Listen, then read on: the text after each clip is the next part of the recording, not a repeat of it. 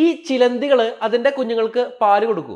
ഉണ്ട്. കുഞ്ഞുങ്ങൾക്ക് spider milk കൊടുക്കുന്ന ചിലന്തിയുമുണ്ട്. നമ്മൾ മുൻപ് ആന്റ് മിമിക്കിംഗ് സ്പൈഡറുകളെ കുറിച്ച് പറഞ്ഞിട്ടില്ലേ? ഉറുമ്പിന്റെ ഷേപ്പിലുള്ള ചിലന്തികൾ. ആ ഗണത്തിൽപ്പെട്ട ടോക്സിയസ് മാഗ്നസ് എന്ന ജമ്പിംഗ് സ്പൈഡർ ആണ് അതിന്റെ കുഞ്ഞുങ്ങൾക്ക് പാല് കൊടുക്കുന്നത്. മറ്റ് മാമൽസുകളെ പോലെ വൈറ്റ് മിൽക്ക് അല്ല ഇത്. അമ്മ ചിലന്തിയുടെ ഉദരത്തിലെ എപ്പിഗസ്ട്രിക് ഫറോ പാർട്ടിൽ നിന്ന് സിക്രീറ്റ് ചെയ്യുന്ന high rich protein, sugar, fat content ഉള്ള സ്രവം അല്ലെങ്കിൽ സ്പൈഡർ മിൽക്ക്. ഇത് കുഞ്ഞു ചിലന്തികൾ അവിടെ നിന്ന് സക്ക് ചെയ്തെടുക്കുകയാണ് ചെയ്യുന്നത്. പശുവിൻ പാലിനേക്കാൾ 4 മടങ്ങ് പ്രോട്ടീൻ അടങ്ങിയതാണ് ഈ സ്പൈഡർ മിൽക്ക്. ഈ കുഞ്ഞു ചിലന്തി ജനിച്ചതിന് ശേഷം അത് സെക്ഷൽ മെച്ചേർഡ് ആകുന്ന സമയം വരെ അമ്മ ചിലന്തി സ്പൈഡർ മിൽക്ക് പ്രൊവൈഡ് ചെയ്യുന്നുണ്ട്.